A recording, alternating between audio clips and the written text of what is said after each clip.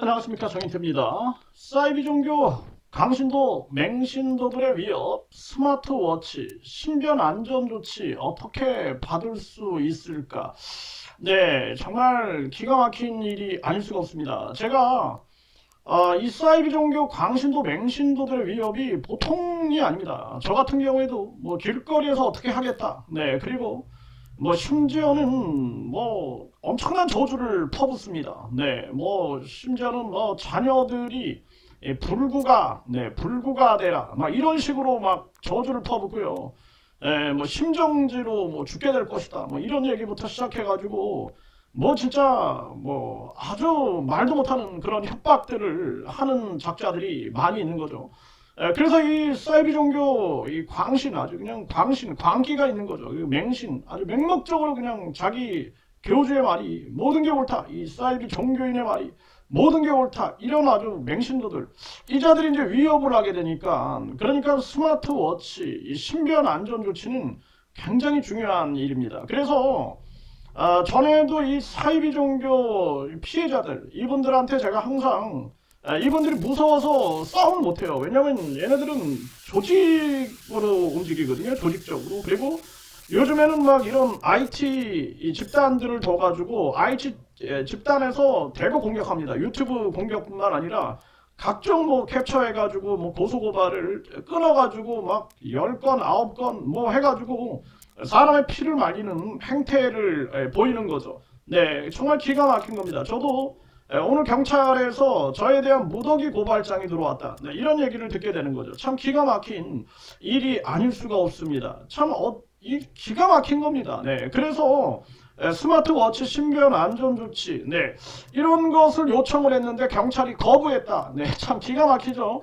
이거 대한민국 경찰이 누구 편인가? 이 약자 편인가? 아니면은 사이비 이 종교인들의 편인가? 참 기가 막힌 일이 아닐 수가 없습니다. 네, 그리고 저처럼 사이비 종교 집단하고 싸우는 사람들은 경찰이 사실상 저를 보호해줘도 부족한 판국인데 제가 경찰하고 싸우는 게 더 힘들어요. 네, 이 완전히 검수완박으로 인해서 경찰 권력이 너무 세진 겁니다. 네, 그러니까 지금은 판사, 뭐 검사, 이 경찰, 이거 경찰이 더 힘이 세는 거예요. 왜? 경찰이 각하시켜버리죠. 경찰이 불송치해버리죠. 경찰이 그냥 모든 것을 다 권한을 가지고 휘두르다 보니까 이 자들이 지금 하늘 높은 줄 모르고 그렇게 날뛰고 있는 게 아닐까. 정말 기가 막힌 그러한 상황이 아닐 수 없습니다. 이 경찰들과 싸우지 않을 수 없는 그런 정황이죠. 원래는 같이 한편이 돼서 사이비 교주들과 싸워야 되는데 이 경찰하고 싸워야지. 그리고 또 공무원들, 이 공무원들도 이 사이비 종교하고 유착된 자들이 많습니다. 뿐만 아니라 정치인, 이번에 보셨죠? 통일교 누구랑 유착돼 있었는가? 여야 막론하고 막 유착돼 있죠. 정말 기가 막힌 겁니다. 네. 심지어는 허경영이만 해도요. 김기현 국민의힘 대표하고 녹취록이 터지지 않습니까? 명태균과 호영호제하고 지냈다. 박영선 전 한나라당 대표가 명태균 이런 사람들이 허경영 하늘궁에 왔다 갔다 이런 보도가 나오지 않습니까? 네, 그러니까 허경영 측근의 주장으로 그 보도가 난 바가 있어요. 그리고 뿐만 아니라 명태균이는 자기 스스로 시인을 했습니다. 명태균이 누구예요? 명태균은 바로 윤석열 김건희하고도 직접 통화하는 그런 사이가 명태균 아닙니까? 그러니까 이런 싸움을 어떻게 이기겠어요? 심지어는 과거에 한 사이비 종교 집단인 조폭하고 연루됐다라는 그런 충분한 의혹이 있는 녹취록이 발견되기도 했습니다. 그리고 여기에 이제 이자들이 돈이 많으니까 뭐 판사 출신 변호사, 검사 출신 변호사, 경찰 출신 변호사, 이런 자들을 다 선임해가지고 대항을 하니까 여기 싸움에서 이길 수 있겠습니까? 일반 서민들은 변호사 한 명 선임하는 것도 하늘의 별따기죠. 이거 완전히 싸우다가 거지 되는 겁니다. 이런 정황에 이 얼마나 처절한 고통인가 이런 거를 알아줘야 되는데 대한민국 누구도 알아주지 않으니까 오늘도 한 분이 왜 이 힘든 길을 가십니까? 그러는 거죠. 그럼 누가 갑니까? 그랬어요. 그럼 누가 갑니까? 그러니까 저한테 유관순 선생님이나 그 안중근 선생님 같은 분이십니다. 그래서 아유 그 과분의 말씀이고요. 그냥 당연히 누군가 해야 할 일을 할 뿐입니다. 이런 말씀을 드린 적이 있는데 참 기가 막힌 일이 아닐 수가 없습니다. 그러니까 그분은 네, 이 정인태 선생님한테 진짜 국가가 훈장을 줘야 된다 이런 얘기를 하시는 거예요. 그러니까 훈장까지 바라지도 않고요. 훈장커녕 경찰들이 좀 협조해줬으면 좋겠습니다. 경찰들이 협조가 안 돼요. 그러니까 미쳐 그냥 죽어 넘어가는 그런 상황이 많습니다. 오늘도 계속 경찰하고 실랑이 벌이다가 하루가 다 갑니다. 어제도 제가 경찰이 진술, 두 건 진술하러 와라. 그러면은 경기 일산경찰서까지 저희 집에서 가려면은 왕복 6시간이 걸립니다. 네, 왕복 6시간. 진술 받고 그러면 8시간이 소모가 되거든요. 그래서 내가 이 서울에서 내가 이 촉탁 수사를 받게 해달라 그랬는데 그걸 거부하는 거죠. 기가 막힌 겁니다. 그리고 사유서를 제출해라.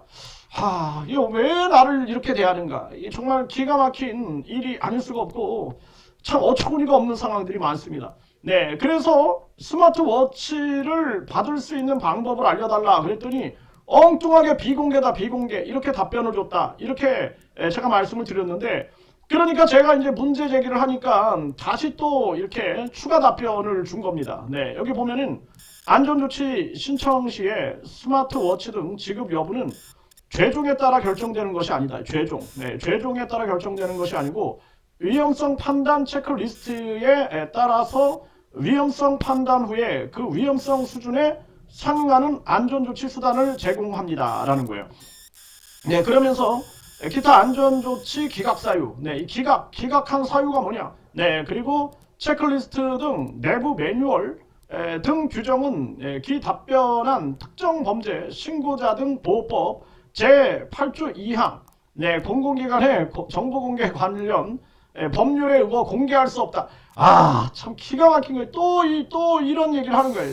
자기들이 그냥 제가 이 법률을 아까 말씀드렸잖아요. 이 법률 보면은 그게 아니다라는 거예요. 8조는 신변 안전조치 이행 통보 등에 대해서 이 내용이에요. 그래서 해당 검사에게 통보해야 되고 그리고 신변 안전조치가 검사의 요청으로 이루어진 때 그리고 이런 신변 안전조치가 진행이 됐다 그러면은 그 서류를 공개해서 안 된다라는 거예요. 그 개인정보 보호를 위해서 피해자 보호 이 법이 뭐예요? 신고자 등의 보호법 아닙니까? 신고자 보호를 위해서 공개하지 않는 것인데 정말 이런 엉뚱한 소리를 계속 하는 거예요. 계속. 그러니까 참 기가 막힌 겁니다. 네. 그래서 그냥 간단하게 제가 이제 이 정리를 한 그런 내용으로 말씀을 드리면은 이런 거예요.